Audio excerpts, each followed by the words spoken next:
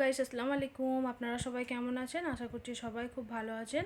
আলহামদুলিল্লাহ, আল্লাহর রহমতে আমরা খুব ভালো আছি। তো আপনাদের দোয়া এবং ভালোবাসার জন্য। তো দেখুন, আমি এখানে নিয়ে নিয়েছি একেবারে দেশি চিংড়ি মাছ দিয়ে। তো নিশ্চয়ই থাম্বনেল আর ফটো দেখে বুঝে গেছেন যে আমি আজকে কী বানাতে চলেছি।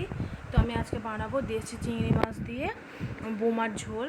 তো খুবই ভালো লাগে খেতে, এই গরমের জন্য হালকা পাতলা দারুণ একটা রেসিপি। তো দেখুন, আমি এখানে নিয়ে নিয়েছি একেবারেই দেশি চিংড়ি মাছ। তো আমি এখানে একটা দেখুন বেসমের ব্যাটার রেডি করে রেখে দিয়েছি সমস্ত মশলা দিয়ে একটু গাঢ় করে আমি গুলে রেডি করে রেখে দিয়েছি। তো এই বোমাগুলোই আমি আগে তৈরি করে নেব।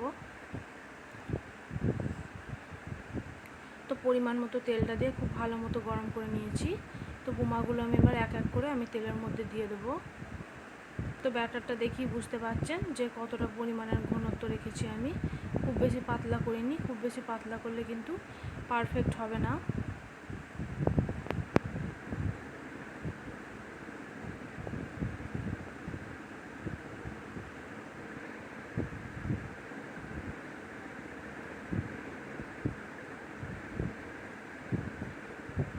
তো দেখুন, আমি এক এক করে বোমাগুলোকে দিয়ে দিয়েছি।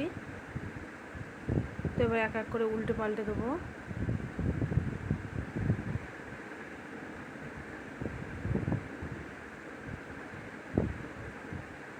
তো সমস্ত বোমাগুলোকে আমি এবার উল্টে দেবো। তো ফুলে দেখুন ডবল হয়ে গেছে। তো খুব ভালো মতো দু পিঠটা ভেজে নিতে হবে। এবার আমি তুলে নিচ্ছি। পরিমাণ মতো কিছুটা চিংড়ি মাছ আমি কাঁচা রাখছি, আর কিছুটা আমি একটু ফ্রাই করে নেব। সামান্য একটু লবণ আর একটু হলুদ দিয়ে আমি চিংড়ি মাছগুলোকে হালকা একটু ফ্রাই করে এবার তুলে নেব।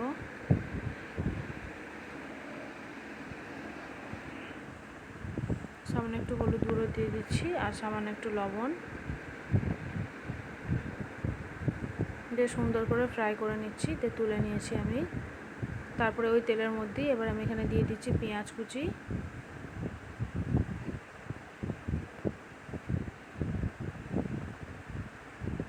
তো পেঁয়াজ কুচিটা আমি লাল করে ভেজে নেব।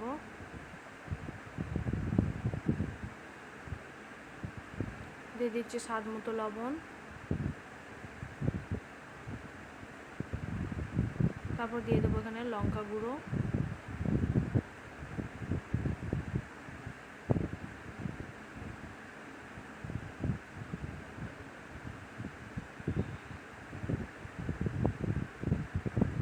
তারপর আমি অল্প একটু পানি অ্যাড করছি। তারপরে কেটে রেখেছি এখানে ডুমো ডুমো করে আলু। তো সেই আলুগুলি এবার আমি দিয়ে দিচ্ছি।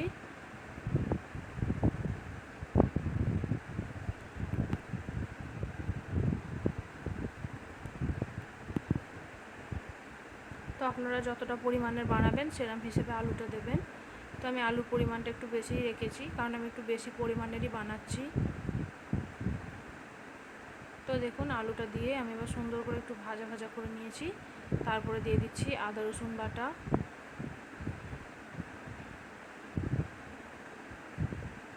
আরও কিছুক্ষণ আমি ভেজে নেব। তারপর এবার মশলা অ্যাড করব আমি। প্রথমে দিয়ে দিচ্ছি 1 চামচ মতো জিরে গুঁড়ো। তারপর দিয়ে দিচ্ছি 1 চামচ ধনিয়া গুঁড়ো। আর দিয়ে দেবো 1 চামচের একটু কম হলুদ গুঁড়ো। খুব ভালো মতো এবার আমি তেলের সঙ্গে কষাতে থাকবো যতক্ষণ না একটু পানি বার হবে, ততক্ষণ আমি এইভাবেই কষাতে থাকবো। তো দেখুন, আলু থেকে হালকা একটু পানি বার হয়ে গেছে। তো আমি এখানে দিয়ে দিচ্ছি একটা বড় সাইজের টমেটো, এরকমভাবে লম্বা লম্বা করে কেটে নিয়েছিলাম আমি। খুব ভালো করে আমি আলুর সঙ্গে কষিয়ে নিচ্ছি। আর অর্ধেকটা পরিমাণে চিংড়ি মাছ যেগুলো আমি কাঁচা রেখেছিলাম, সেই চিংড়ি মাছটা আমি এবার দিয়ে দিচ্ছি আলুর সঙ্গে, খুব ভালো মতো কষিয়ে নেব। তো এরকমভাবে একবার চিংড়ি মাছ দিয়ে ঝোল বানিয়ে দেখতে পারেন, দুর্দান্ত লাগবে।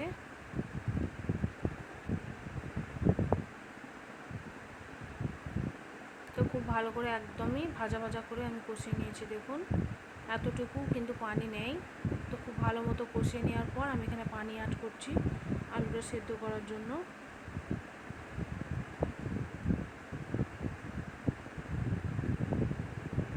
এতটা পরিমাণের পানি আমি এখানে দিয়ে দিয়েছি।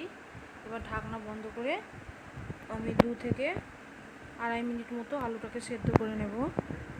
যেহেতু আলুর পরিমাণটা বেশি আছে তাই খুব ভালো মতো সেদ্ধ করে নিতে হবে।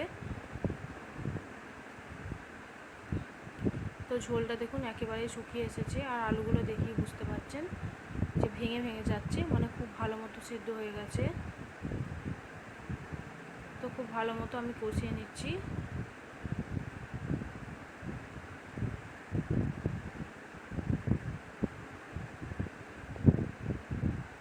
তো খুব ভালো মতো কষিয়ে নেওয়ার পর আমি এখানে পানি অ্যাড করছি। তো দেখুন পানিটা দিয়ে সুন্দর করে আমি এবার ঝোলটাকে ফুটিয়ে নেব। আমি একটু বেশি পরিমাণের পানি দিয়েছি, যেহেতু বুমা অ্যাড করব, তো বুমার জন্য এক্সট্রা একটু বেশি পানি দিতে হয়। তো ফুটে গেছে ঝোলটা একেবারেই, দেখুন। এবার আমি ভেজে রাখা বুমাগুলোকে দিয়ে দেব, বেসন বড়া।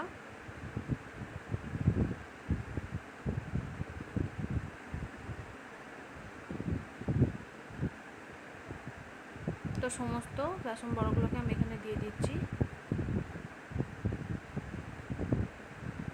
এবার ঢাকনা বন্ধ করে ফুটিয়ে নেব। তার আগে চিংড়ি মাছ ভেজে রাখা, বেশি পরিমাণে ভেজে রেখেছিলাম চিংড়ি মাছটা, সেটা এবার আমি দিয়ে দিচ্ছি ঝোলের মধ্যে।